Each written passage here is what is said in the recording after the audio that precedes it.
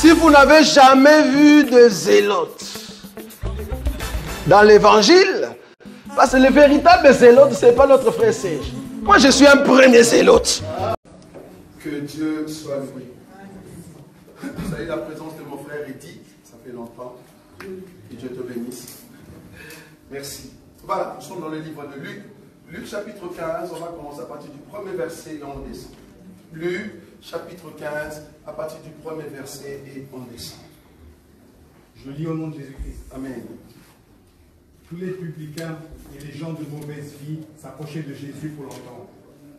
Les pharisiens et les scribes murmuraient, disant, « Cet homme accueille des gens de mauvaise vie et mange avec eux. » Mais il leur dit cette parabole, « Que l'homme d'entre vous, s'il a 100 brebis et qu'il en perde une, ne laisse les 99 autres dans le désert pour aller auprès de celle qu'il a perdue, jusqu'à ce qu'il la retrouve.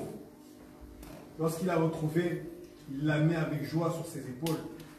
Et de retour à la maison, il appelle ses amis et ses voisins, et il leur dit, « Réjouissez-vous avec moi, car j'ai retrouvé ma brebis qui était perdue. » De même, je vous le dis, il y aura plus de joie dans le ciel pour un seul pécheur qui se répand, que pour 99 justes qui n'ont pas besoin de répandre. Jusqu'au verset 7, c'est ça.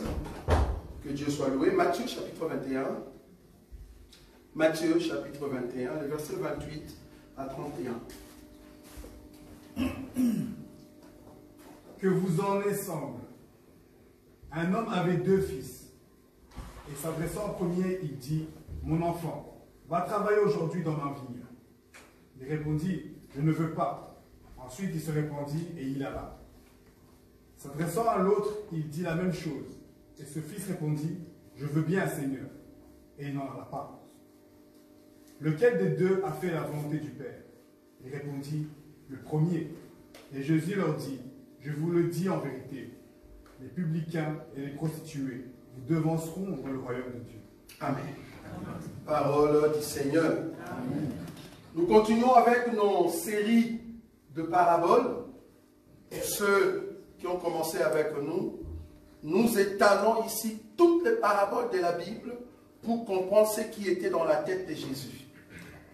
Parce que Jésus étant Dieu, il avait une pensée dans son cœur concernant toutes les paraboles qu'il prononçait. Or, nous avons déjà dit au début que le parabole, c'est un langage codé. Jésus ne voulait pas donner la nourriture à Israël et il parlait en code. Pourquoi? Pour qu'Israël ne soit pas sauvé. Vous voyez ça? Maintenant, nous étant Église, le Seigneur qui habite en nous, il nous a donné la révélation de comprendre ce qui était dans son cœur. C'est pour ça que nous disons, pour comprendre la pensée de Jésus, tu dois dormir avec lui sur le même lit. En d'autres termes, le lit, c'est quoi? C'est la croix. Il faut mourir et ressusciter avec le Seigneur. Vous voyez ça? Donc si tu dors avec le Seigneur Jésus, et tu seras ressuscité avec lui. Donc, lui qui est mort à la croix, nous aussi nous sommes morts à la croix. C'est là-bas que nous avons la révélation de toutes les paraboles de Jésus. C'est une parabole que vous connaissez, parce que vous le lisez souvent à la maison. Parabole de la brebis perdue. Donc aujourd'hui, nous allons parler sur la brebis perdue. J'aimerais ici donner d'abord le contexte de ce passage. Comme vous pouvez le remarquer, le premier verset, la Bible dit, tout le publicain et les gens de mauvaise vie s'approchèrent de Jésus pour l'entendre. Et le pharisien et les scribes murmuraient, disant, « Cet homme accueille des gens de mauvaise vie et mange avec eux. » Mais il leur dit cette parabole. C'est là-bas qu'il commence la parabole. Donc, Jésus avait devant lui 2 sortes de peuples. Il avait le pharisien et le scribe, et de l'autre côté, le publicain et les gens de mauvaise vie. Comme vous le savez, les gens de mauvaise vie veut dire des païens. Parce qu'en Israël, c'était interdit de manger avec un païen.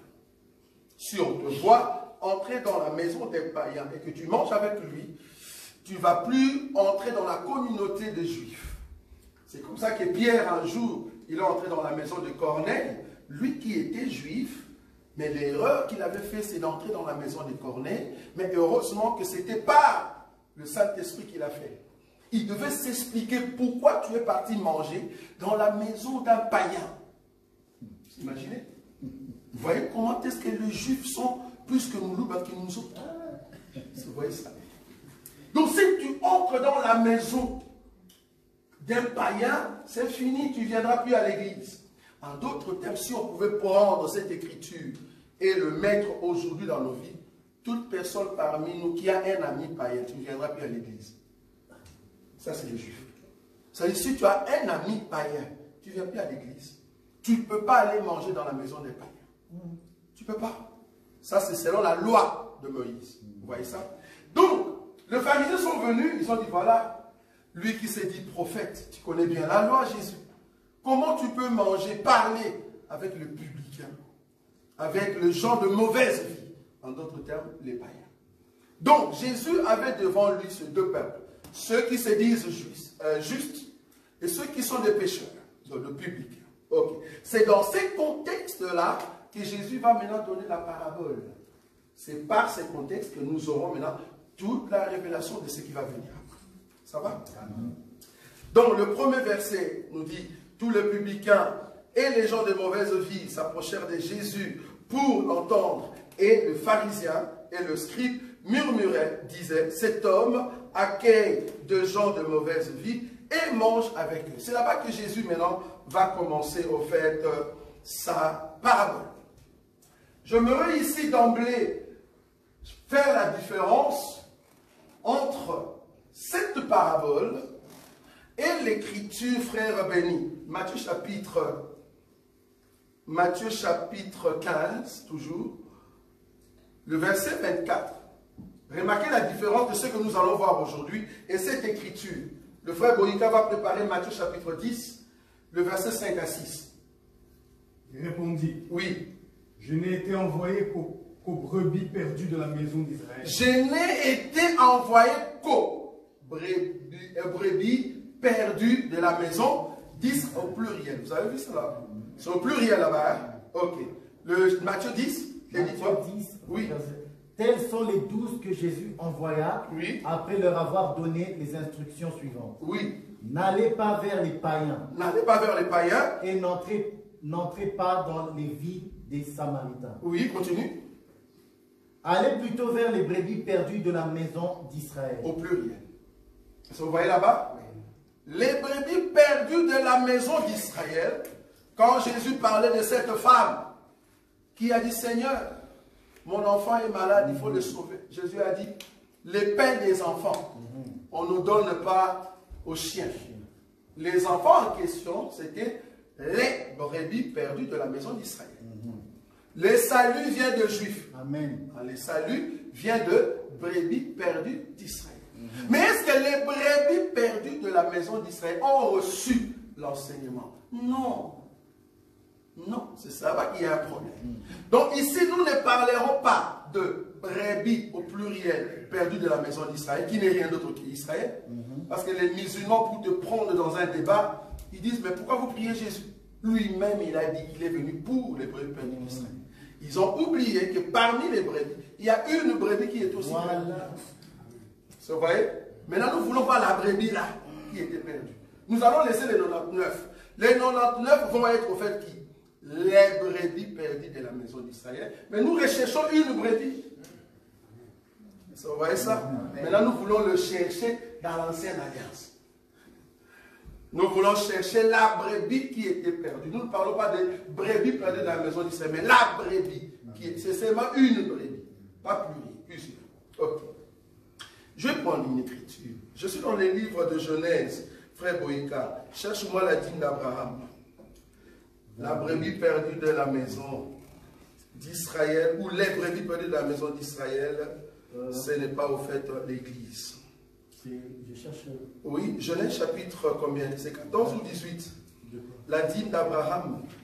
Amen. C'est 14? 14. Voilà, 14. Ici. À partir du verset 17. Oui, 17 décembre. Après qu'Abraham fut vainqueur des Kédorlaomer et des rois qui étaient avec lui, le roi de Sodome sortit à sa rencontre dans la vallée de Chavé, oui, qui est la vallée du roi. Melchisédek, roi de Salem, fit apporter du pain et du vin. Il était sacrificateur du Dieu très haut. Il bénit Abraham et dit, béni soit Abraham par le Dieu très haut, maître du ciel et de la terre. Béni soit le Dieu très haut, qui a livré tes ennemis entre tes mains. Et Abraham lui donna la dîme de tout. Et Abraham lui donna quoi? La dîme de tout. Abraham lui donna la dîme de tout. Mais le verset 18, on nous dit, Melchisédek, roi de Salem, fit apporter du pain et du vin. Il était aussi quoi? Sacrificateur. Ok. Je commence d'abord là. Vous savez que dans la loi de Moïse, le peuple ne donne pas la dîme au sacrificateur. Oui ou non? Le peuple donne la dîme à qui? Vous êtes une église qui a l'enseignement. Le peuple donne la dîme à qui? Il ne donne pas la dîme au sacrificateur. Il donne la dîme à qui? Aux Lévites. Nous sommes d'accord? Amen. Tout Lévite n'est pas sacrificateur. Amen.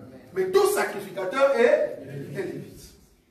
Pour être sacrificateur, il faut être de la descendance d'Aaron. Nous sommes d'accord? Ok. Donc Dieu a choisi parmi Lévi.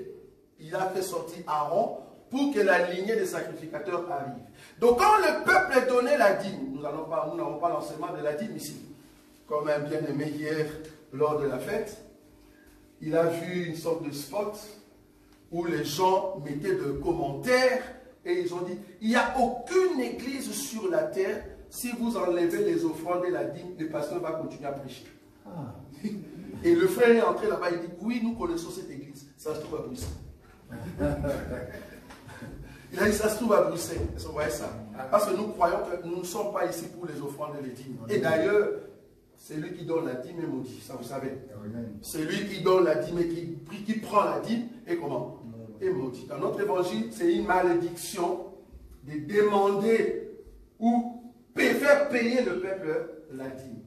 Vous qui payez la dîme, vous qui recevez au fait de l'impôt qu'on appelle la dîme, vous êtes sous la malédiction. Ça, je vais continuer à le dire jusqu'à ce que je vais rentrer sur l'intérieur. Amen. Mais nous croyons au salaire de l'homme de Dieu. Amen. Ça, c'est différent. Le salaire de l'homme de Dieu n'est pas proportionnel à un dixième. Ça, nous sommes d'accord. Mais si tu prends la dîme, on comprend que tu es maudit. Mais nous, ici, nous ne prenons pas la dîme. Toute personne qui donne la dîme, ou soit qui paye la dîme, nous lui disons, tu n'as pas compris les Écritures, rentre à la maison avec ton argent. Ça va? C'est très important. Bon, on n'est pas là-bas. Donc ici, Abraham va venir pour donner la dîme. Donner, pas payer. Donner la dîme. À qui? À Melchisédek. Ok. Alors que dans la Bible, on nous dit que le peuple donne la dîme à qui? Au Lévi. Et c'est Lévi qui prend une dîme pour aller donner au sacrificateur. Toi, peuple, tu n'as pas le droit d'aller donner au sacrificateur la dîme. C'est Lévi qui a le droit de donner la dîme à qui? Au sacrificateur. Maintenant, Abraham, qui donne la dîme au sacrificateur Melchisédek, cet Abraham-là, en réalité, il est Lévi. Oui ou non? Amen. Parce qu'on nous a dit que Abraham donna la dîme à un sacrificateur. Si Abraham donne la dîme, donc Abraham est du coup Lévi. Mais Abraham peut être aussi le peuple. Si Abraham donne la dîme étant peuple, alors le sacrificateur n'est pas sacrificateur, il est roi. Selon 1 Samuel chapitre 8. 1 Samuel chapitre 8, il est dit quoi? La dîme du roi. Cherchez-moi rapide. Ce sont les écritures claires. Samuel devint vieux. Oui. Non. 1 Samuel chapitre 8, tu descends vers en bas pour qu'on gagne du temps. Le verset. Oui, là où on parle, regarde un peu le verset 4, juste en bas là-bas. 8. Attends, pour ne pas les prendre, je vais les prendre rapidement, comme ça je vous aide. 1 Samuel chapitre 8. Je prends quel verset 15. Voilà, vas-y. Il prendra la dîme du produit de vos semences et de vos vignes et la donnera à ses serviteurs. Ça, c'est le roi. C'est le roi qui prendra la dîme du peuple. Donc, si Melchisédek est roi, Abraham qui lui donne la dîme, Abraham est comme le peuple. Vous voyez comment je marche? Je bien dit, si Abraham donne la dîme à un sacrificateur, donc Abraham est Lévi. Parce que celui qui donne la dîme à un sacrificateur s'appelle Lévi. Okay. Si Abraham est peuple et qu'il donne sa dîme au roi Melchisedec, donc Abraham est peuple. Est-ce que vous avez vu ou pas? Maintenant, moi, ce que je recherche pour rentrer dans notre parabole, je veux que Abraham reste peuple et je veux voir la relation entre Abraham et le sacrificateur Melchisedec en termes de dîme. Je ne sais pas si vous voyez là où je viens. Si Abraham a donné la dîme au sacrificateur, si Abraham reste peuple, en réalité, Abraham qui donne la dîme au fait au sacrificateur, la quantité en réalité, on ne peut pas l'appeler dîme. Si Abraham est peuple et qu'il donne quelque chose au sacrificateur et qu'Abraham reste peuple, ce qu'Abraham a donné, on ne va pas l'appeler dîme.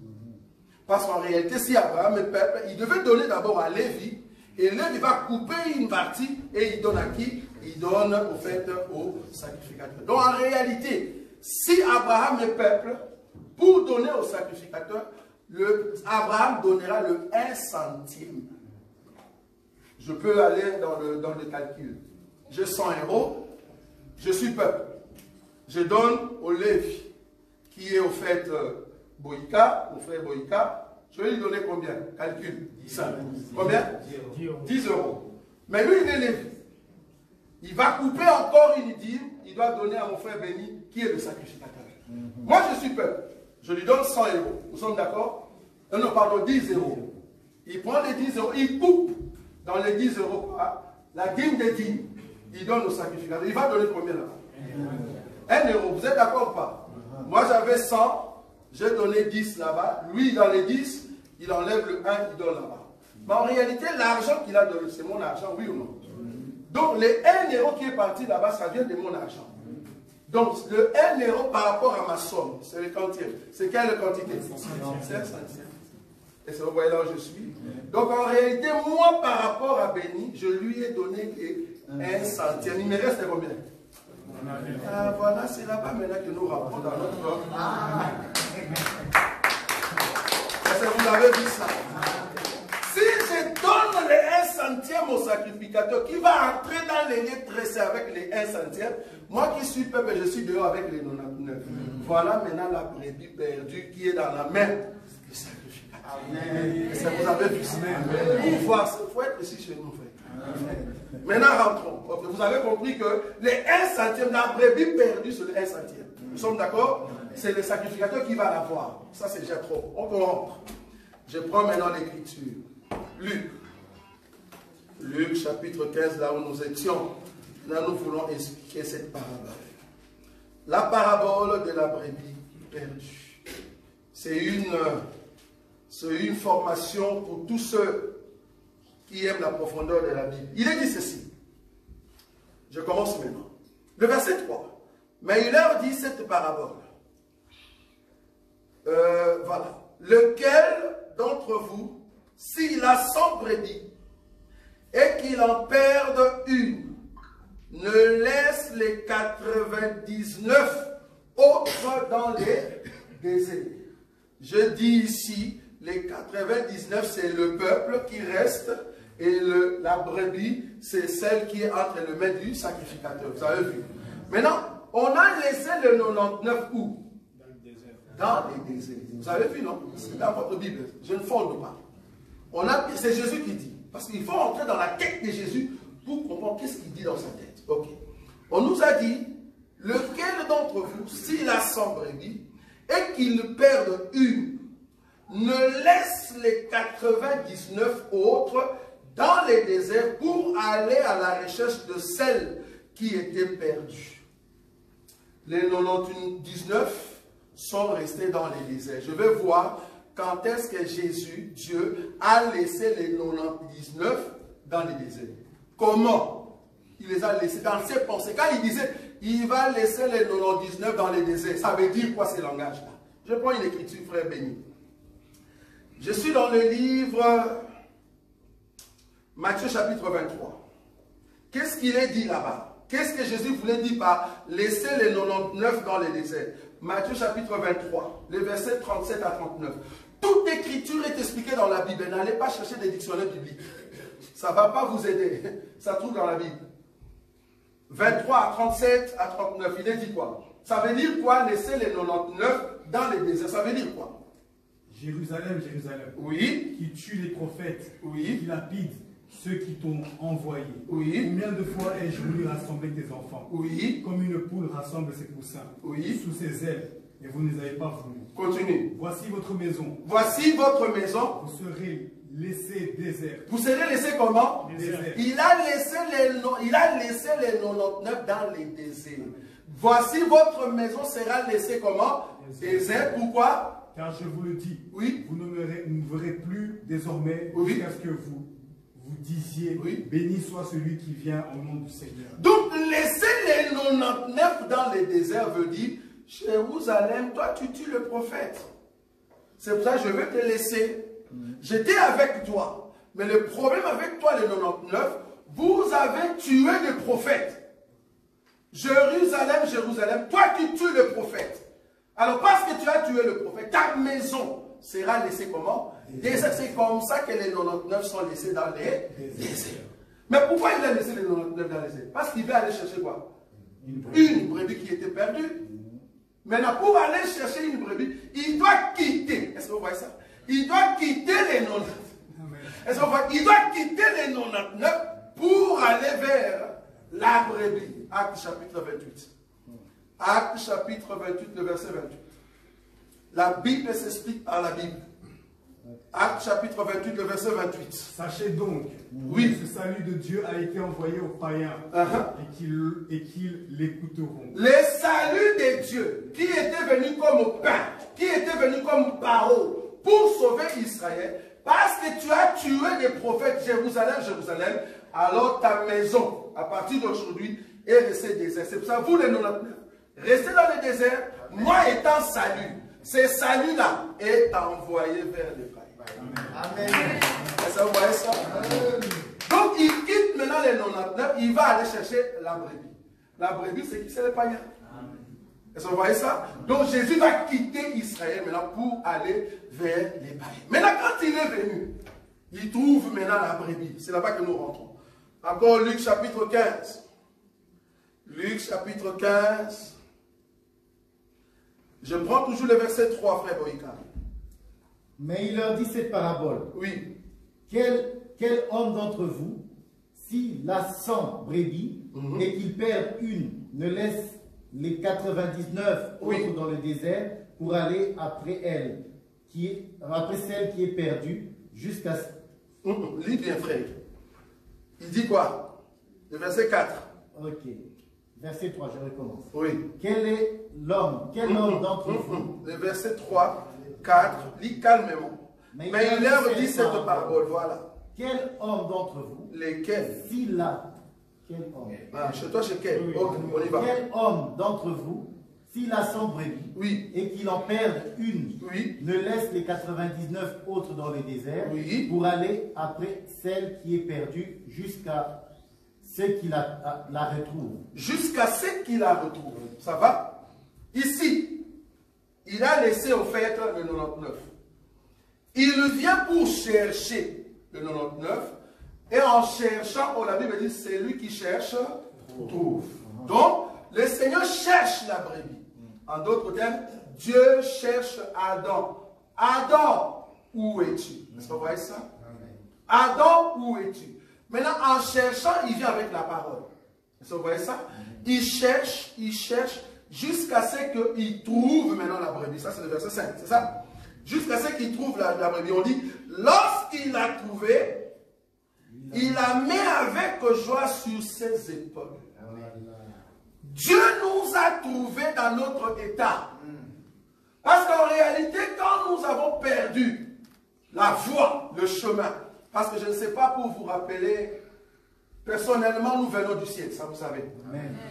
Nous venons du ciel, mais Dieu nous a renvoyés sur terre, mais il nous a jetés dans le pays des païens. Donc, si seulement on était chez les Juifs, peut-être à cette heure-là, peut-être on n'allait pas croire à Jésus. Mais Dieu tellement il est bon, il nous a envoyés dans les pays des païens. Ceux qui ne connaissaient pas Dieu. Au Congo, Angola, Belgique, France, la Russie. Dieu nous a envoyés là-bas. Là où nous étions, il fallait que l'évangile vienne nous chercher. C'est ça, jusqu'à ce qu'il le trouve. Vous voyez ça? Il faut que l'évangile vienne te chercher. Dès que l'évangile te trouve, l'évangile t'amène dans le Seigneur tel que tu es. Amen. Je vais marteler là très bon pour ceux qui ne comprennent pas notre évangile. Quand nous disons que l'évangile te ramène tel que tu es, c'est-à-dire tel que l'évangile te trouve, si l'évangile te trouve avec 4 femmes que tu as épousées officiellement, tu viens dans notre évangile avec 4 femmes. Voilà. Amen. Amen. La Bible n'interdit pas à un païen qui ne connaissait pas le Seigneur et qui était déjà marié là-bas avec 2 femmes, de venir avec les 2 femmes dans l'évangile. La Bible ne l'interdit pas. Il ne faut pas entrer dans ces églises où on vous dit, si vous venez avec 3 femmes, il faut chasser ceux qui étaient venus après la première. Nous ne voulons pas cette écriture, ça ne s'ouvre pas dans la Bible. Si tu cherches ça, il n'y en a pas. Si l'évangile te trouve avec 3 femmes, alors que dans la loi de Moïse, les 3 femmes est permis, si tu viens maintenant dans la loi de Christ, tu viens tel que tu es. Si maintenant Jésus veut que tu restes, Jésus, pas le pasteur. Si Jésus veut que tu restes avec une femme, tu resteras avec une femme. Mais si tu veux rester avec les 3, tu resteras avec les 3. Et dans notre évangile, dans notre église, tu viens avec les 3 femmes. Nous avons dit, frère, tu es fort. Dis t'amènes avec les 3 femmes. Nous te louons. Maintenant, si le femme dit, non, moi je ne saurais pas suivre cet homme. Parce qu'avec son évangile, c'est trop fort.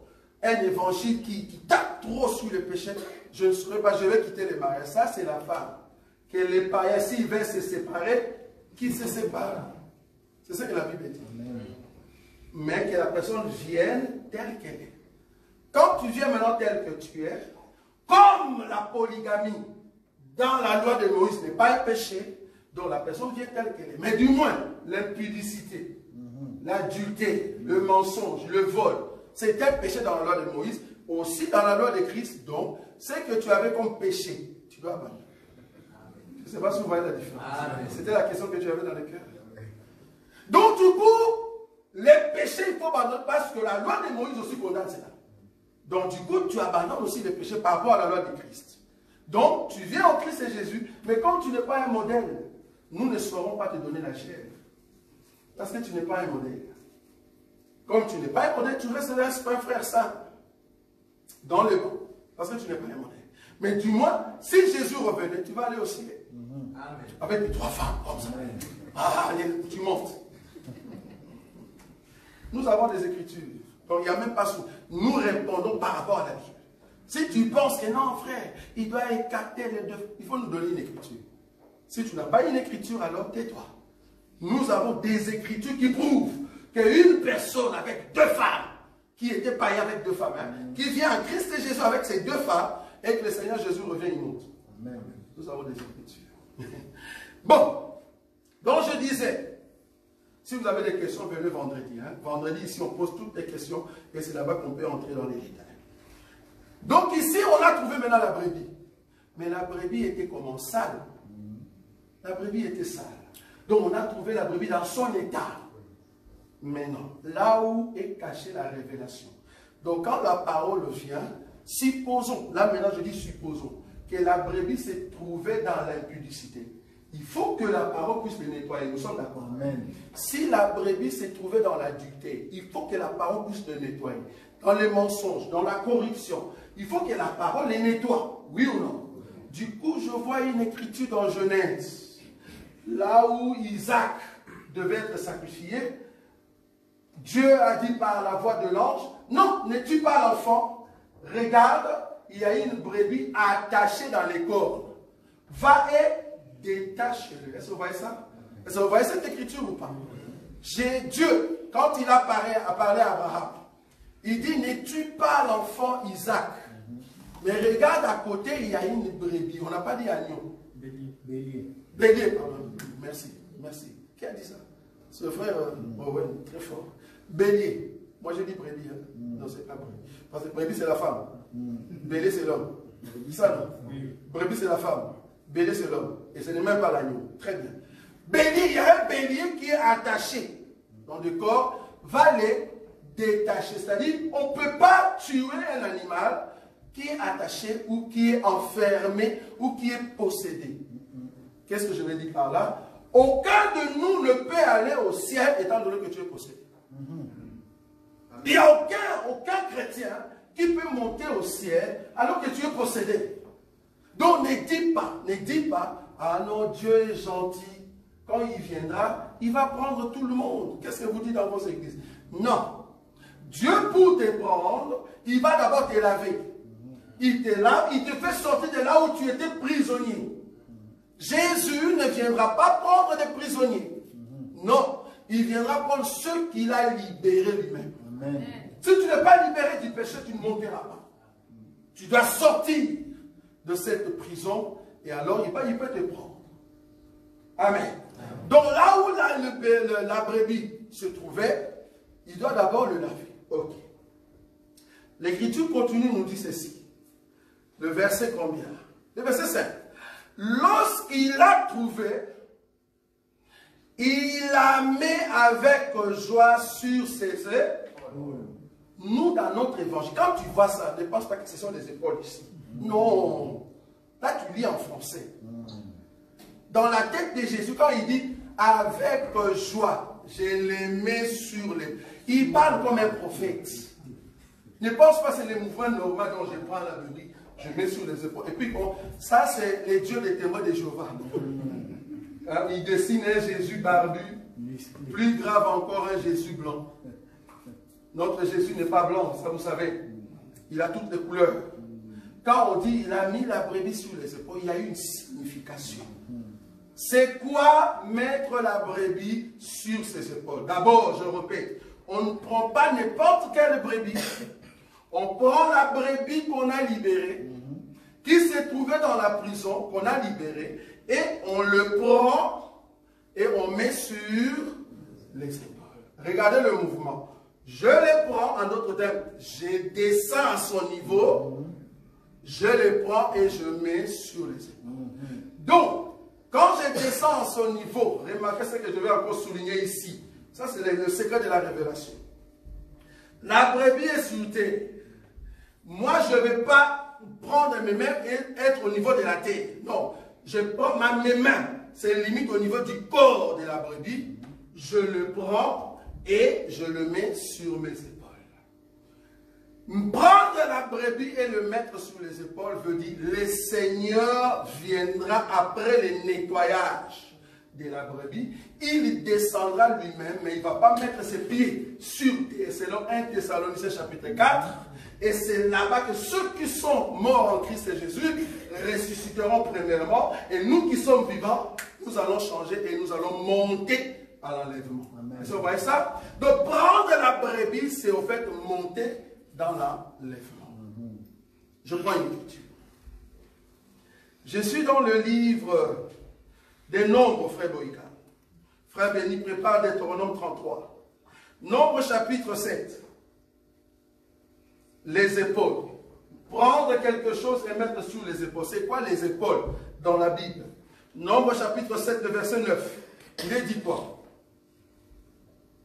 Mais il n'en donna point aux fils de Kehat, oui, parce que, selon leur fonction, ils devaient porter les choses saintes sur les épaules. Les fils de Kehat, qui font partie des Lévi, leur ordre, c'était pour prendre des choses saintes et les mettre sur les épaules. Donc, sur les épaules, on met tout ce qui est saint. Vous avez vu? Tu ne peux pas être sale et on te met sur les épaules. Donc, l'agneau, la brebis qu'on a mis sur les épaules doit être une brebis sainte. Parce que sur les épaules, on met tout ce qui est saint par rapport au Kehat. Donc, la brebis qu'on a mise sur les épaules, parce que cette brebis était devenue sainte. Vous avez vu ça? Donc il faut être saint, en d'autres termes, tu n'as pas de péché. C'est pour cela que nous disons, la parole nous rend saints. La parole nous purifie. Et quand tu seras totalement pur, alors tu montes en enlèvement. Voilà. Donc la brebis était sainte. Pourquoi? Parce que Jésus doit le mettre sur l'épaule. Or sur l'épaule, on met les choses sainte. Nous sommes d'accord. Deutéronome, chapitre 33. Écoutez cette écriture. Verset 12. Sur Benjamin, il dit. Sur Benjamin, il dit. C'est le bien-aimé de l'Éternel. Il habitera en sécurité auprès de lui. Oui. L'Éternel le couvrira toujours. Un instant. Ici, Moïse bénit le peuple de Dieu. Moïse bénit qui? La lignée des 12 fils de Jacob. Sur Benjamin. Or, Benjamin, c'est lui le dernier fils. Oui ou non? Les derniers fils qu'on bénit ici.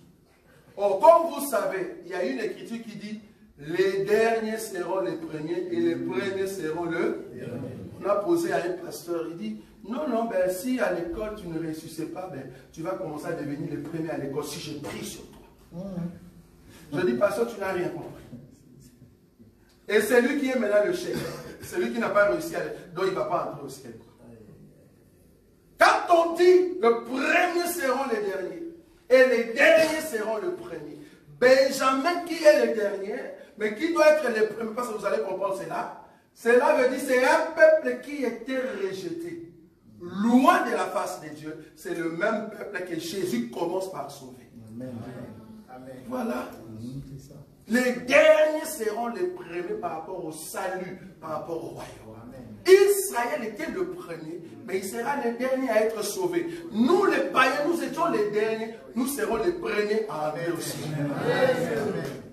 Ça n'a rien à voir avec l'école. Ah, la Bible dit, nous serons les premiers et non les derniers. Nous serons la tête et non la queue. Toi, tu penses que la tête veut dire se marier? Je ne dis pas pour mon frère. Tu penses que c'est pour avoir de l'argent? Rien à voir. Quand on dit tu seras la tête et non la queue, bibliquement parlant, veut dire le faux prophète. La tête, ceux qui sont les victorieux. Donc, tu seras victorieux et non tu seras un menteur. C'est juste ça. Si tu ne connais pas la Bible, tu interprètes très mal l'écriture. Donc ici, Benjamin qui est le dernier. Donc c'est un peuple. Maintenant, on dit de Benjamin, oui, qui est le dernier? Oui, on continue. Qu'est-ce qu'on a dit de Benjamin, le dernier? C'est le bien-aimé de l'Éternel. Donc, Benjamin, il s'appelle le bien-aimé de l'Éternel. Je ne veux plus vous appeler mes serviteurs, mais je vais vous appeler comment? Mes amis. Être ami de Jésus, c'est être Benjamin. Amen. Est-ce que vous voyez ça? Amen. Oui, continue. Il habitera en sécurité auprès de lui. Habite en sécurité auprès de l'Éternel, c'est-à-dire refuge. L'Éternel est mon refuge. Est-ce que vous voyez ça? C'est lui qui est sous l'abri du Très-Haut, repose à l'ombre du Tout-Puissant. Donc là, c'est Benjamin. Continue. L'Éternel le couvrira toujours. L'Éternel le couvrira toujours. Quand on dit toujours, ça veut dire éternellement. Continue. Il résidera entre ses épaules. Donc Benjamin va résider où? Sur les épaules de Dieu. Donc les épaules, c'est les lettres saintes. Amen. Donc du coup, les 1 centième qui est parti dans la maison du sacrificateur, c'est au fait, les sacrificateurs amènent les 1 centième sur les épaules. Amen. Ça, il faut voir, frère. Amen. Ça, il faut voir. Donc, mettre la brebis sur les épaules veut dire les faire entrer dans les lettres saintes. C'est ça l'écriture. Dernière écriture. Juge, frère Boïka. Juge, chapitre 16, le verset 3. Juge 16. 3. Toujours les épaules. Samson demeura couché jusqu'à minuit. Samson demeura couché jusqu'à minuit. Vers minuit. Vers minuit. Il se leva. Il se leva. Et il saisit les bâtons de la porte. Il saisit les bâtons de la porte. De la ville. Oui, qu'est-ce qu'il a fait avec? Les deux poteaux. Oui. Les arracha avec la barre, les mit sur ses épaules. Oui. Et les porta sur le sommet de la montagne qui est en face d'Hébron. Samson, le véritable Samson, c'est notre Seigneur Jésus. Voilà. Le véritable Samson, c'est lui qui a 7 tresses. On a demandé à un pasteur. Pasteur, explique-nous les 7 tresses de Samson. Il dit, ce sont des cheveux. On a vu juste la tresse. C'est une femme qui a tressé les cheveux. Et la puissance de Samson était là-dessus. Il n'a pas compris ce que nous appelons les 7 tresses de Samson. Nous ici, nous comprenons. Amen. Quand on dit 7 tresses de Samson. Parce que notre Samson, ça vous savez, nous dans notre évangile, notre Samson n'avait pas de muscles. Notre Samson de la Bible. Le Samson qui est musclé avec comme Goldberg. Ça, c'est le Samson des témoins de Jéhovah qu'on décide. Tu vois, quand il dessine Samson, on dessine Samson. Gros bis. Nous, notre Samson est petit, comme Ribel.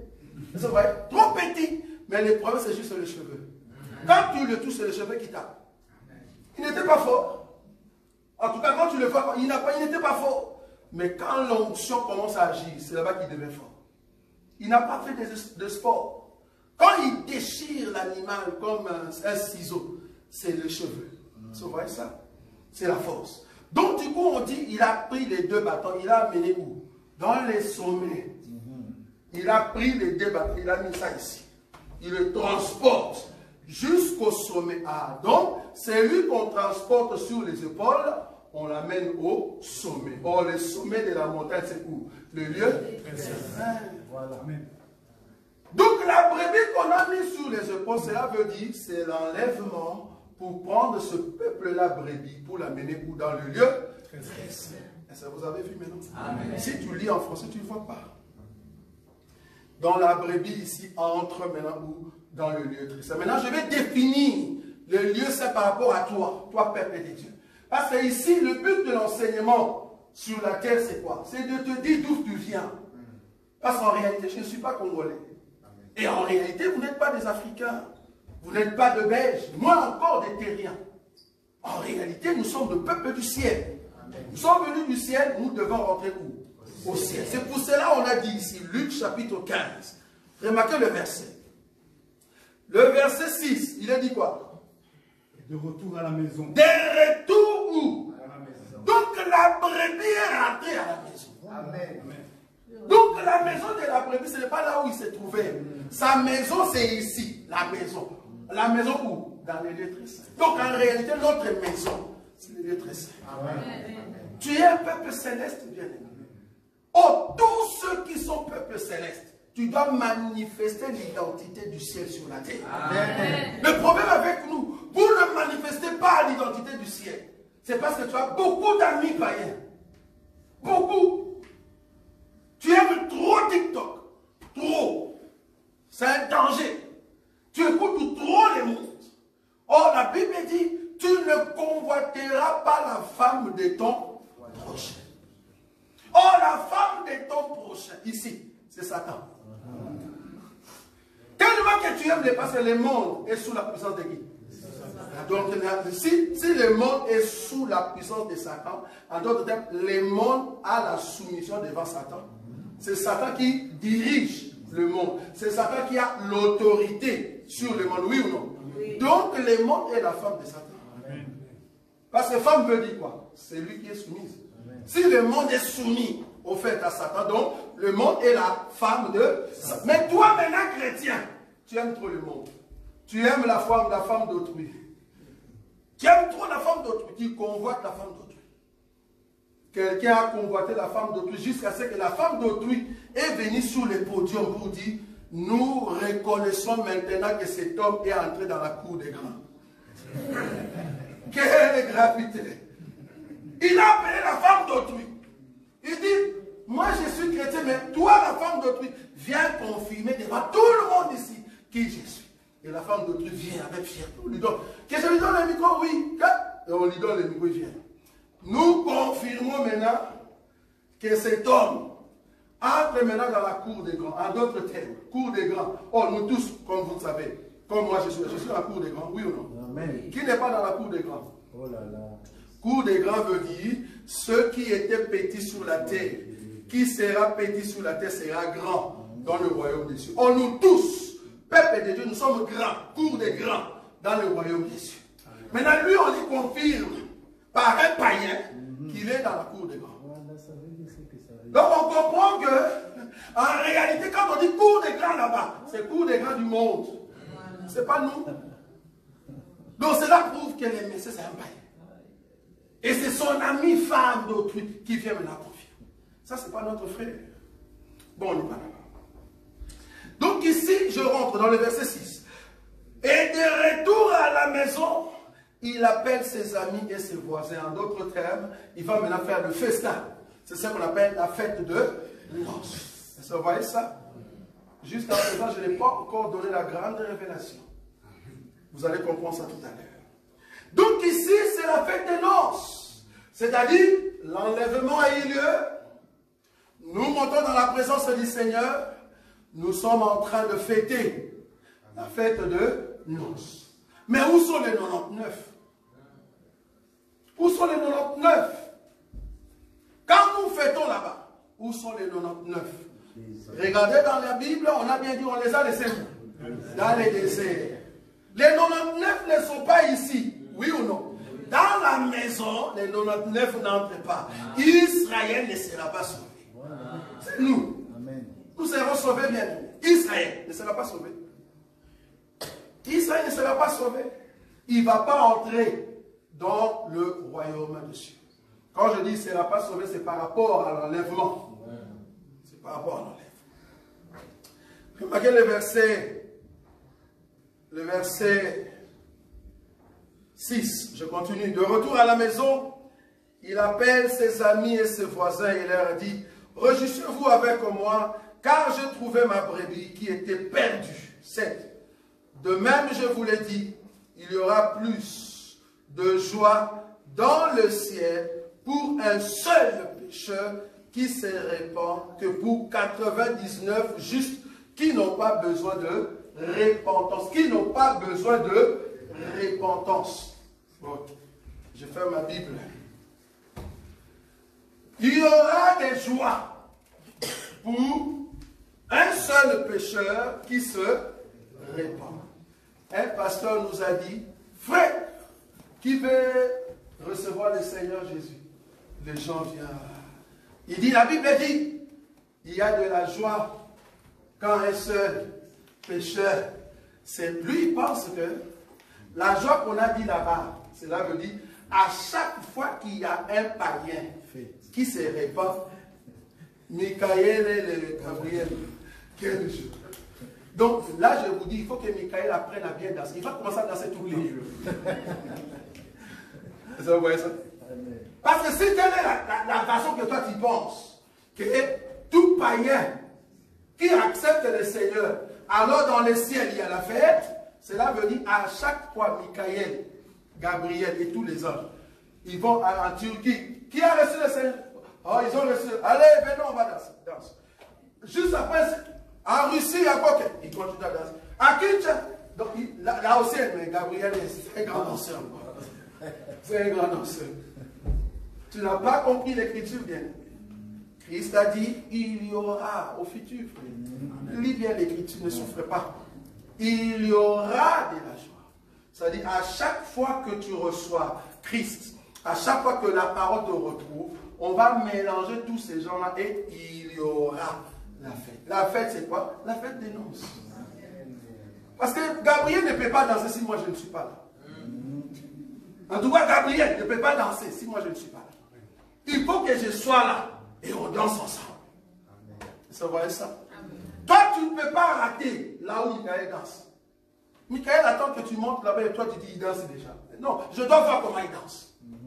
Je dois voir. Donc nous allons monter ensemble et nous allons fêter ensemble. Est-ce que vous voyez ça?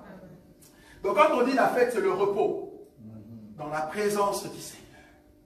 Maintenant on a dit, Jésus va interpréter au fait sa parabole, il dit, ne savez-vous pas que, il y a de la joie, c'est ça. Il interprète, il dit, il y a de la joie pour un seul pécheur qui se répand que le 99 qui n'ont pas besoin de la repentance. Donc Jésus interprète qu'un seul pécheur veut dire toute l'église qui est montée dans la présence de Dieu. Le 1, les 1, non, pas les 1, il y a la fait bien, et sous la puisse sauter, et non, 1, ça c'est grave, les 1. Il faut que Dieu nous aide avec notre langue là, c'est terrible. Bon, les 1, donc le 1, à vrai dire, cela veut dire quoi? C'est l'église. Oh, comme vous savez dans notre évangile, c'est qui l'église? C'est toi? C'est moi. Est-ce que David fait partie de l'église? Est-ce que Samuel fait partie de l'église? Est-ce que Seth fait partie de l'église? Et Adam? Donc l'église, c'est tous ceux qui sont morts en Christ Jésus. Depuis Adam jusqu'au jour où nous allons monter. C'est pour ça que la Bible dit, nous ne dévancerons pas ceux qui sont morts. Où sont de la trompette, le mort en Christ ressusciteront premièrement, et nous qui sommes vivants, nous serons changés. Et comme ça, nous montons ensemble. Et quand nous montons ensemble, c'est la fête. Amen. Ça, c'est l'enlèvement. Est-ce que vous voyez ça?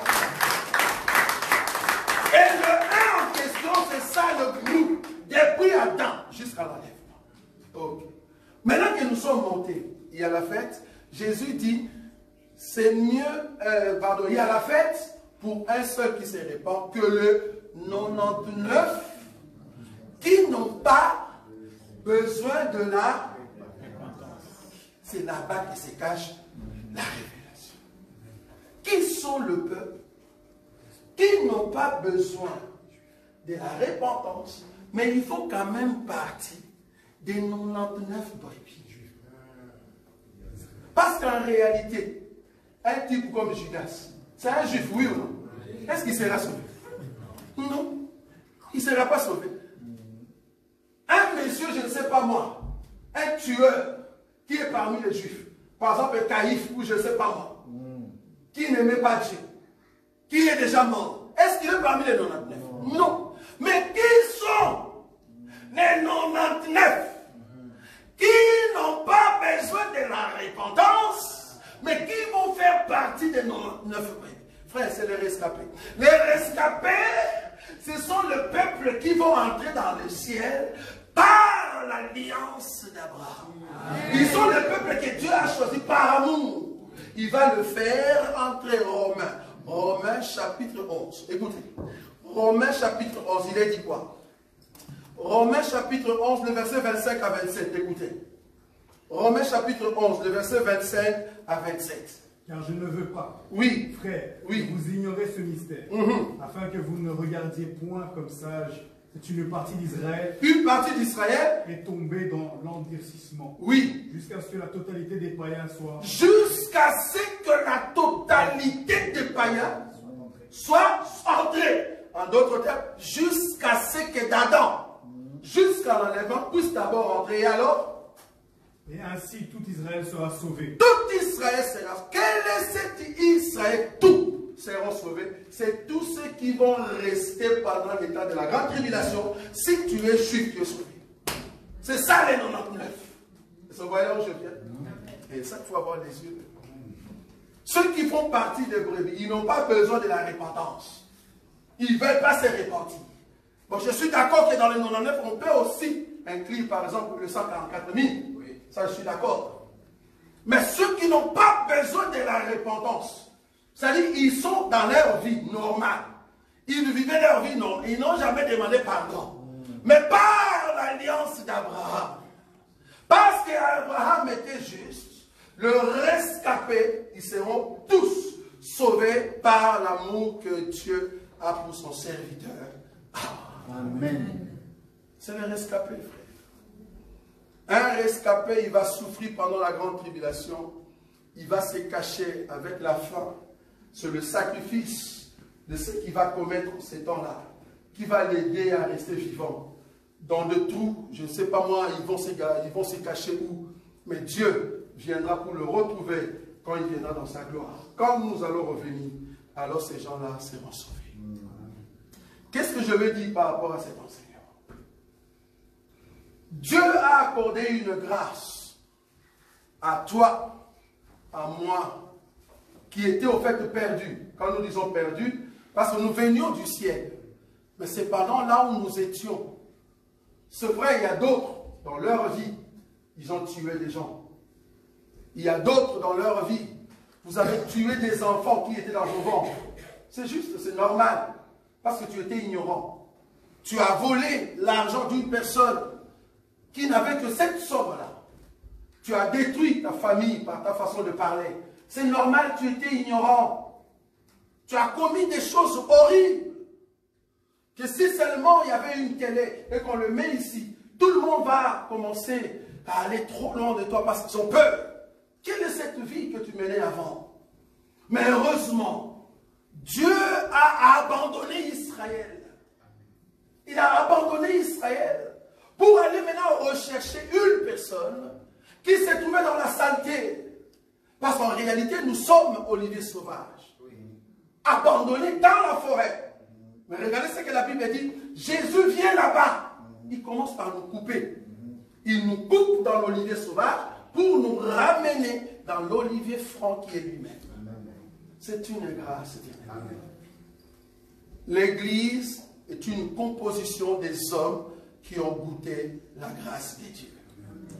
Si vous avez goûté la grâce de Dieu, parce que le Seigneur vous a pardonné, alors tu fais partie de cette brebis qui était perdue. Et que Jésus, très bientôt, il va te soulever pour te mettre sur les épaules. Jésus ne nous a pas encore mis sur les épaules, mais très bientôt, il va nous mettre sur les épaules. Qu'est-ce qu'il attend? Il attend à ce que tu sois saint. Il attend à ce que tu sois propre. Afin qu'il puisse te soulever. Or, pour te soulever, il ne faut pas le fuir. Imaginez si la brebis pouvait dire, je vois un homme, j'étais seul, et je vois un homme, et puis la brebis fuit. Parce qu'il y a beaucoup d'hommes aujourd'hui qui fuient l'évangile. Tu es au milieu de nous et tu fuis l'évangile. Tu te dis, ah, c'est un évangile trop fort, trop puissant. Tu fuis. Si on te pose la question, pourquoi tu fuis l'évangile? Tu n'as pas une raison valable. Pourquoi tu fuis l'évangile? Tu ne sais pas. C'est juste un esprit qui te dit, sors de là. Or, quand la Bible dit, sortez du milieu du monde, pas du milieu de l'évangile. Tu n'as pas d'épreuve, tu n'as pas de base qui te soutient pour fuir cet évangile. Si tu sors de cet évangile, je ne sais pas quel est l'évangile que tu vas encore embrasser. Un évangile qui te dit la vérité comme ça. Quel est l'évangile que tu vas embrasser? Ça sera l'évangile du monde des ancêtres. L'évangile, je ne sais pas, des vaudous. Parce que ici, c'est l'évangile de Christ. Amen. Nous te montrons qui est Christ dans ta vie et qu'est-ce que toi tu vaux pour cet homme-là. Donc la grâce, il ne faut pas la bafouer. La grâce, c'est Jésus lui-même qui est venu là où se trouvait la brebis. Ce n'est pas la brebis qui est partie chercher l'homme. C'est l'homme qui est venu chercher la brebis. Amen. Pour dire que cet évangile vient te rencontrer. Pour te dire, sors du milieu du monde où tu es et embrasse Jésus. Amen. Alors, à chaque fois que tu écoutes la parole de Dieu, si tu endurcis ton cœur, cela veut dire que tu n'aimes pas Christ. Oh bien-aimé, si seulement vous aimez Christ, laisse que le Christ puisse vous nettoyer. Préparez vos cœurs, lavez vos vies, de vous faire sortir là où vous êtes. Et comme ça, il va vous mettre sur les épaules pour que nous puissions aller à l'enlèvement. Amen. Amen. Nous acclamons les Seigneurs.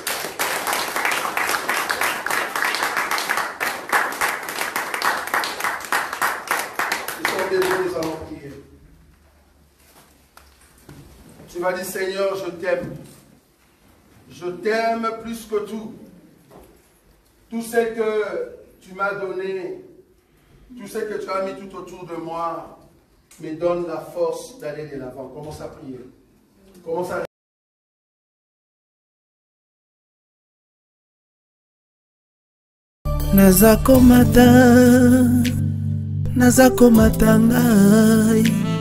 Nazako matangai